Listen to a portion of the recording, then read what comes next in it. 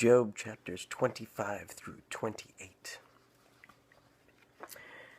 Then answered Bildad the Shuhite and said, Dominion and fear are with him. He maketh peace in his high places. Is there any number of his armies? And upon whom doth not his light arise? How then can man be justified with God?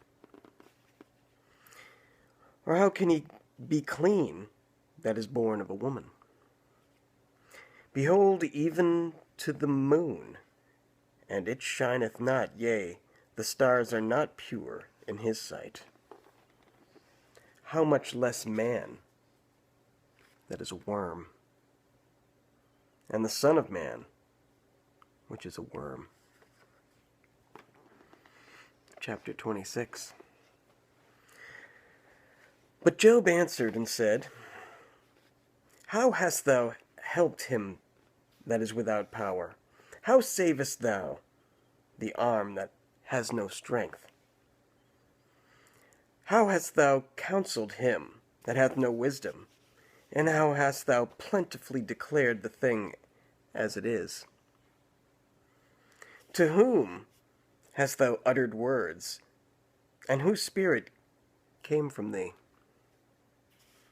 Dead things are formed from under the waters, and the inhabitants thereof.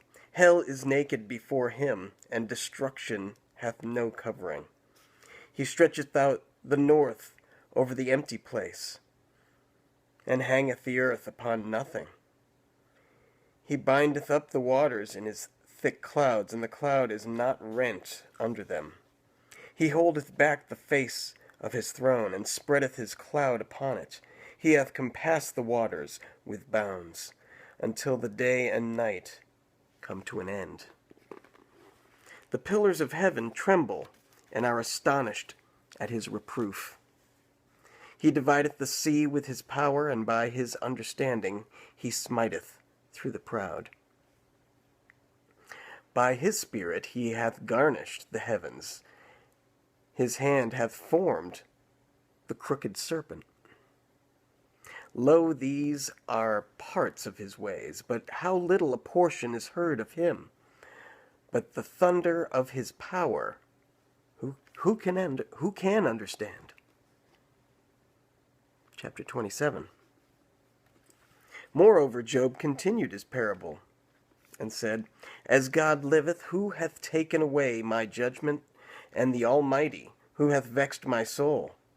All the while my breath is in me, and the Spirit of God is in my nostrils. My lips shall not speak wickedness, nor my tongue utter deceit. God forbid that I should justify you.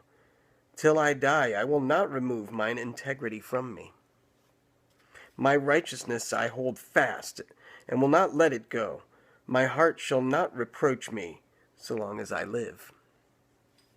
Let mine enemy be as the wicked, and he that riseth up against me as the unrighteous. For what is the hope of the hypocrite, though he hath gained, when God taketh away his soul? Will God hear his cry when trouble cometh upon him? Will he delight himself in the Almighty? Will he always call upon God? I will teach you by the hand of God that which is with the Almighty will I not conceal. Behold, all ye yourselves have seen it. Why then are ye thus altogether vain? This is the portion of a wicked man with God, and the heritage of oppressors, which they shall receive of the Almighty.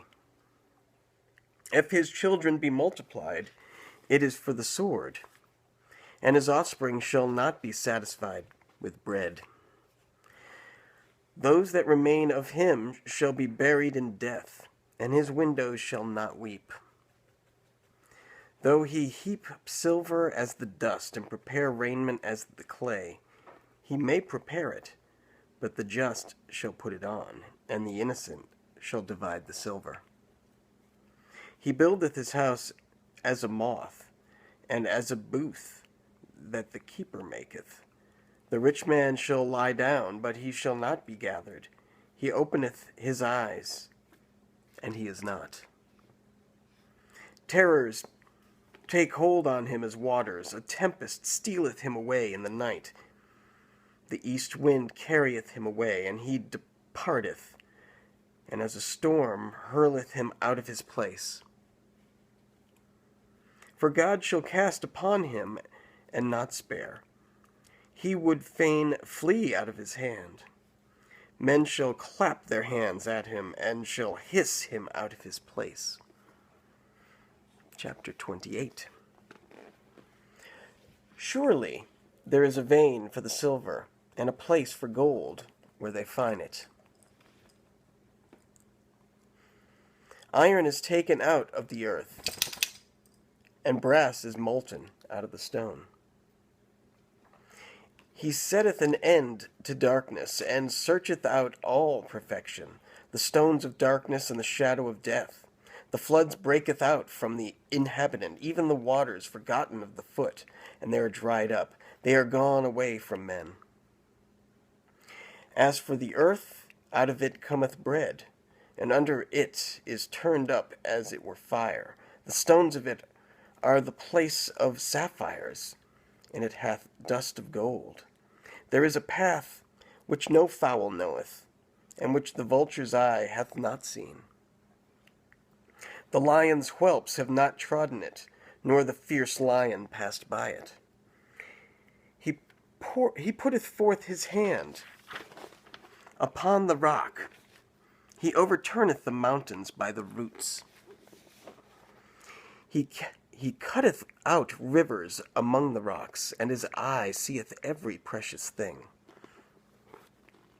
He bindeth the floods from overflowing, and the thing that is hid bringeth he forth to light.